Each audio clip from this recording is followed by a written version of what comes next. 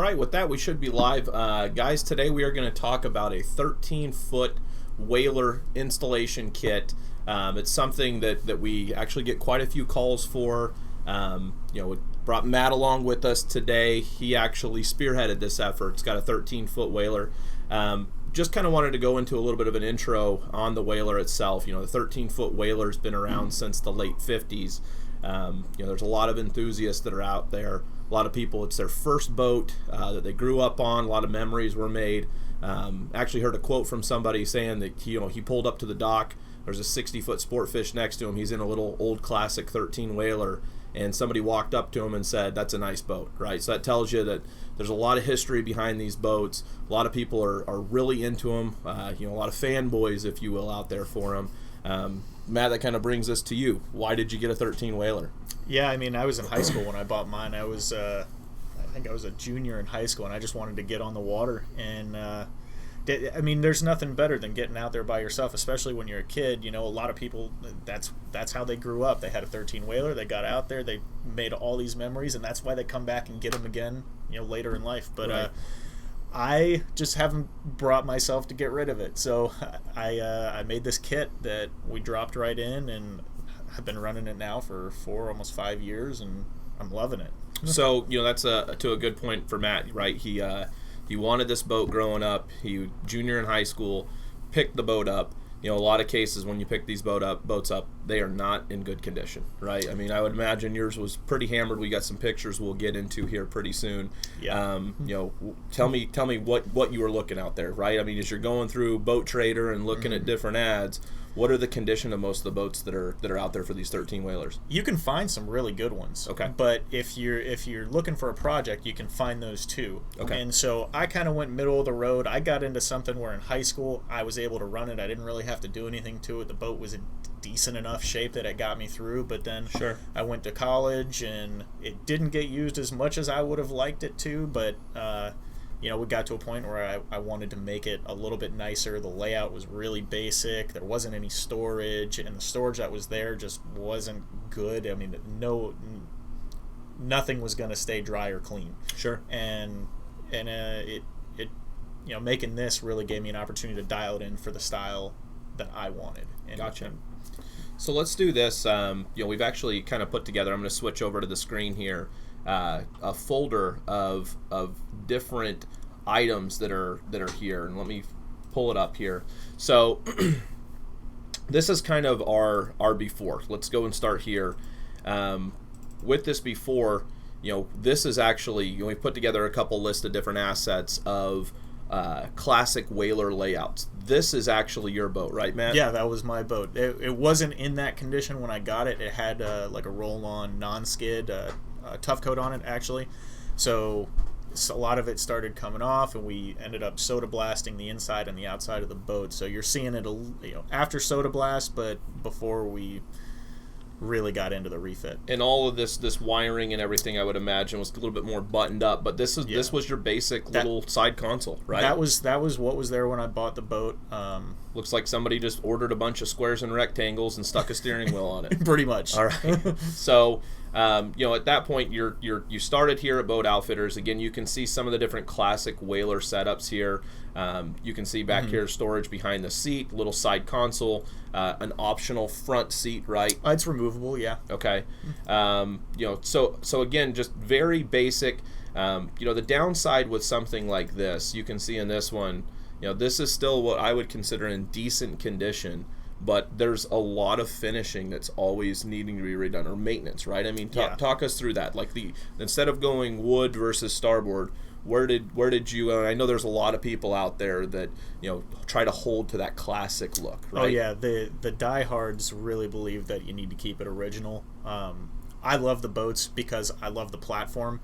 I think they look amazing when they're in original, reconditioned, pristine condition. Right. But I wasn't really going that route. I knew I was going to use the boat and use it hard, use it a lot. And, I fish out of it. I dive out of it. I bring the dogs on the boat. I didn't want them tearing up the wood with their claws. So I really wanted to go with StarBoard for the ease of maintenance, keeping it clean. I'm not really going to hurt it no matter what I do to it.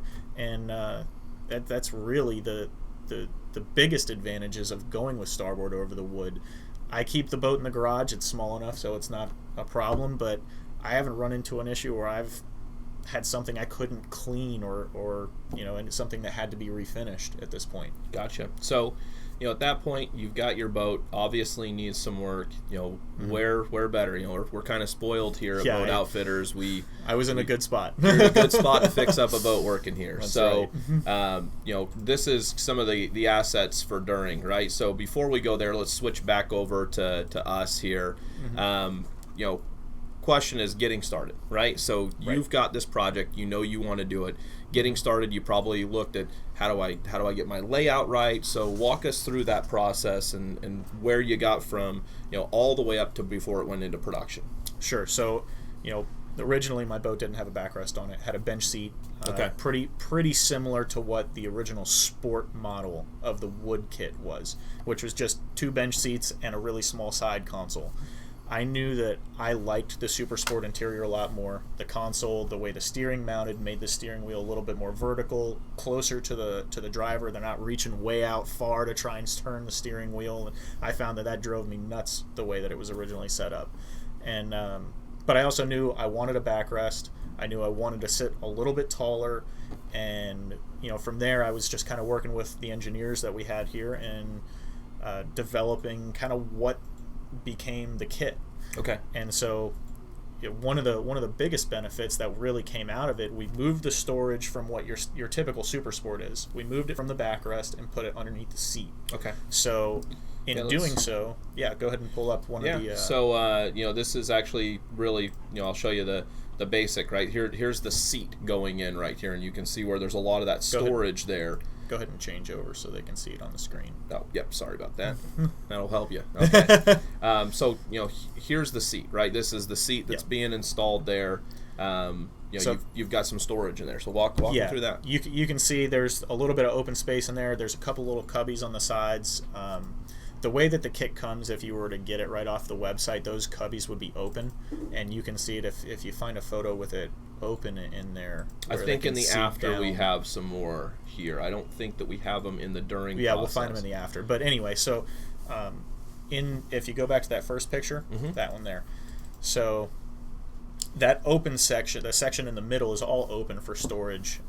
We like also a catch-all area. Like a catch-all area. Your vests or whatever. I put my orange box in there. I put a couple towels. I've got a life jacket in there. I've got a couple rain jackets if we get caught out in some weather. Cool. I've got my koozies. Got all kind. I've got my anchor light I keep in there. So I mean, really a pretty good usable space, and it's big enough. Which is important, right? I mean, other than that, the only other place that you've got storage for this in this boat is right here. Right. This bin up front. Right.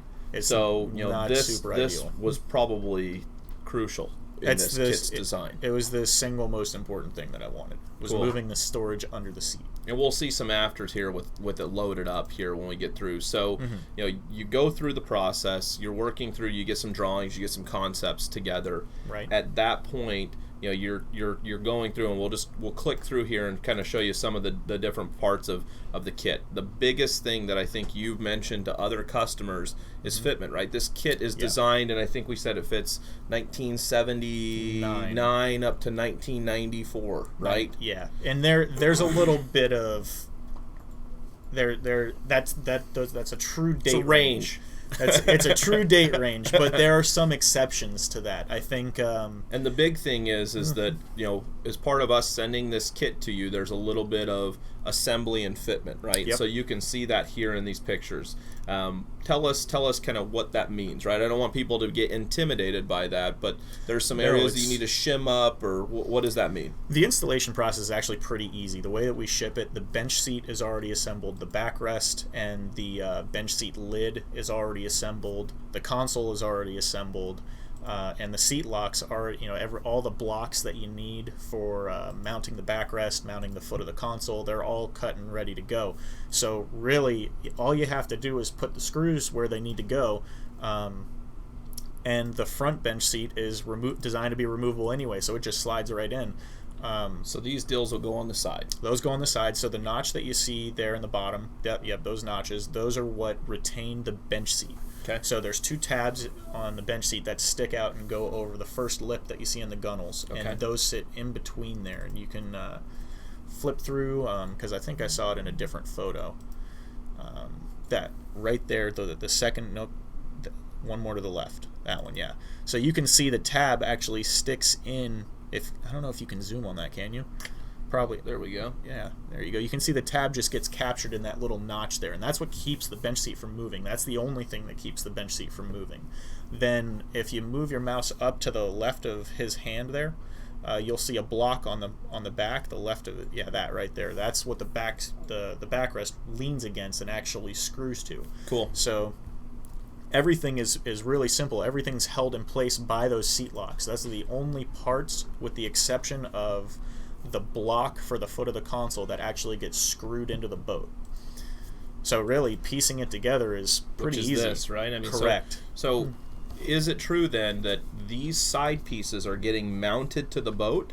Yes. And these all just kind of slide into those block areas and are installed to the boat as well? Or so the block areas are already on the starboard. Gotcha.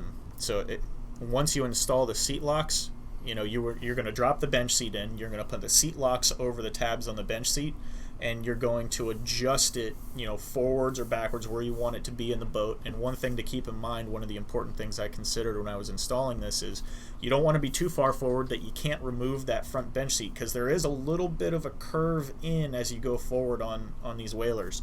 So you want to make sure you have enough room to remove that bench seat. I pushed my kit probably 3 inches further forward from what stock would be.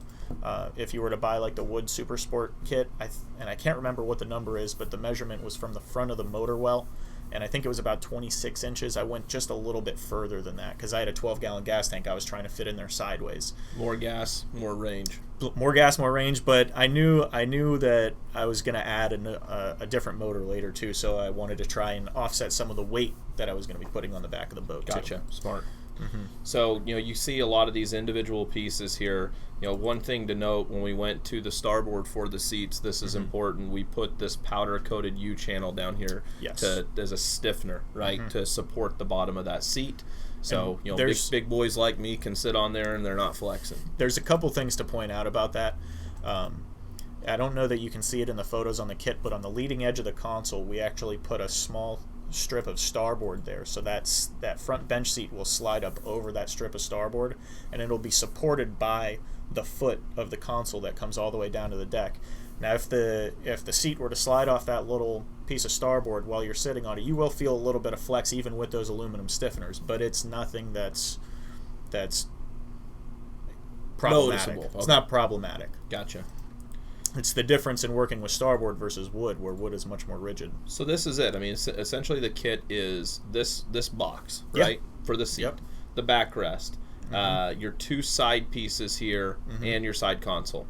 Yep. Includes this as well. The anchor locker. Yep. Awesome. So you really get everything that you need. When this kit comes in, it looks like this is blank, right? It looks like for yours specifically, you've got some toggle switches here. Right. That's for yours. Correct. So we send it out as a kit, blank slate. Correct. They can add whatever they want. And actually, the hole for the steering wheel isn't even there. That's something that you would have to install.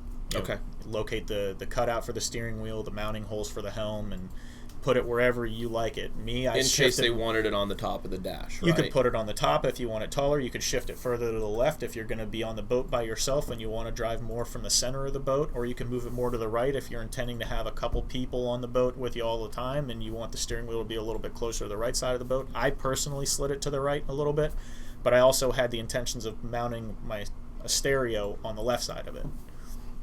Awesome. So, one thing I do want to circle back to Sure. before we move on, the anchor locker.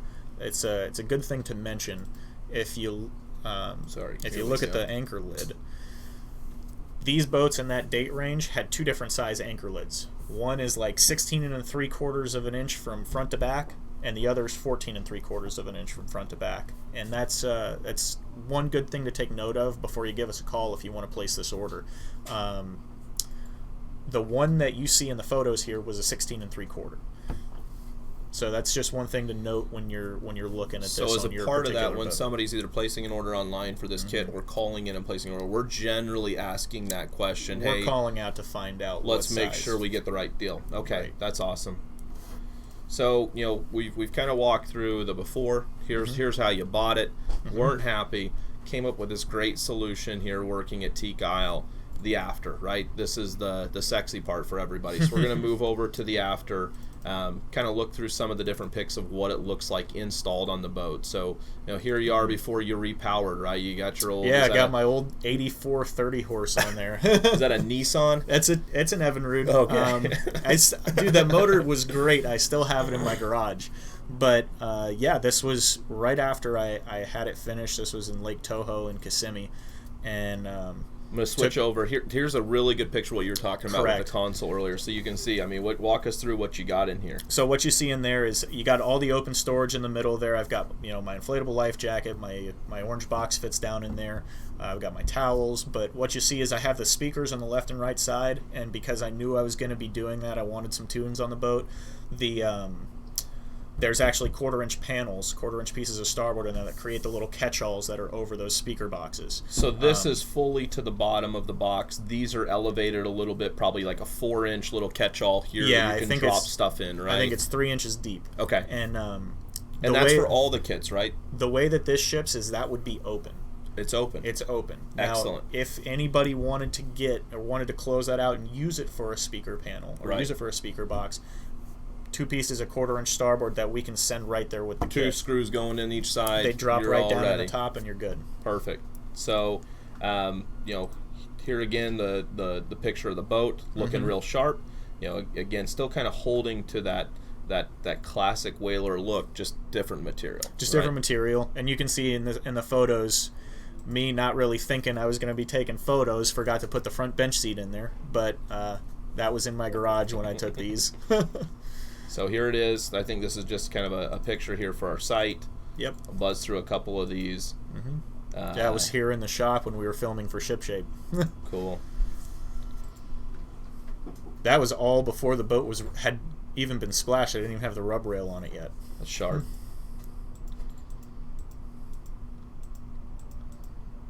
So here's where you move this seat up. You know, you can see how tight that gas tank fitting was. Yeah, it fit in there perfect. Since these photos have been taken, you know, I've been able to put a bilge pump down in that little area, so a little automatic bilge pump. If I leave the boat in the water overnight, I don't have to worry about it filling up. Space for the battery, room for a bucket, and then everything forward of the bench seat is all open, so I don't have to have anything up there except a cooler. And all my rods are out of the way, so when I have the dogs on the boat, nobody's getting into anything that they don't need to be getting into, and you know, it works out really well for me. Cool. So I'm going to go ahead and switch back here. You know, really, that's kind of where we want to leave it, right? I mean, we're going to go through and kind of discuss a little bit more as far as pricing. I probably should have done that before flipping back. You know, here's where we're at, right? So this is something you can order directly on our website. Right. You give us a call if you have any questions. You know, we offer in a couple different color options, right? The white I think is probably the most common, or you know, that's actually a good thing to touch on, because if I can remember correctly, Boston Whaler changed from the Boston Whaler Blue and went to Desert Tan. Okay. And if you have the original Desert Tan gel coat, Seafoam is really the closest color you can get to that, and that's the option that you see on the website. You can see the drop down in there, but yeah, I don't see the actual usual sample swatch here. So let me pull up so you guys can see here what we're talking about as far as the starboard. So you know, you can look along this top here. White's like a pure white. Arctic white has a little bit more of an off-white, and then Seafoam has that more of a yellowish tint to it. Right, and if anybody's familiar, Boston Whaler used to use Seafoam. They've changed over to Arctic white now on their new boats, but some of the builders that are using Seafoam now, I think Parker uses Seafoam, Scout uses Seafoam. So if you've come into contact with any of those, like in the field, then that'll give you an idea of the color of the starboard. If and besides that, we do offer sample chains on the website as well, so you can get those to match up what's best gonna fit in your interior. But there are a couple things to note about this as well.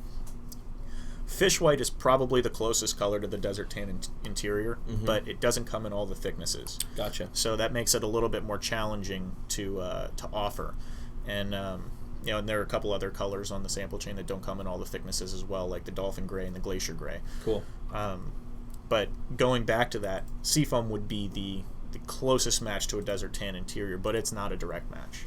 Awesome. What I did in my boat, I actually painted the interior with Tough Coat, and I went with just plain white Tough Coat and a white interior.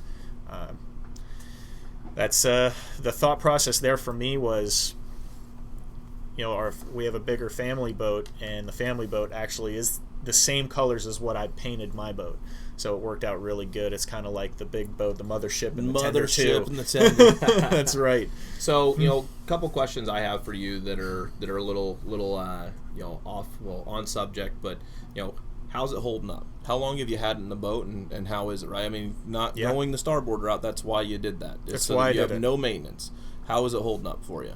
I have had no issues. I've had it for 5 years. I mean, the most cleaning I've done is just when I come back, I wash the boat and scrub it down, and it's a light scrubbing. I don't even have to get in the boat to do it. It's nice. I can do it right on the trailer. And I mean, it just cleans up. It cleans up and it goes. Big dogs running around up Spray front. The hair out of it, and that's about it. So wear and tear, it's awesome. It's doing great. It's doing great. Yeah. I've seen it out there in the lot when you bring it into work, and it still looks like it's brand new. I'm actually surprised to hear you say it's been 5 years. I thought it was 2 or 3 here. So yeah, no, it's I'm surprised myself when I say it too. It doesn't feel like it's been that long, but you're getting old, man.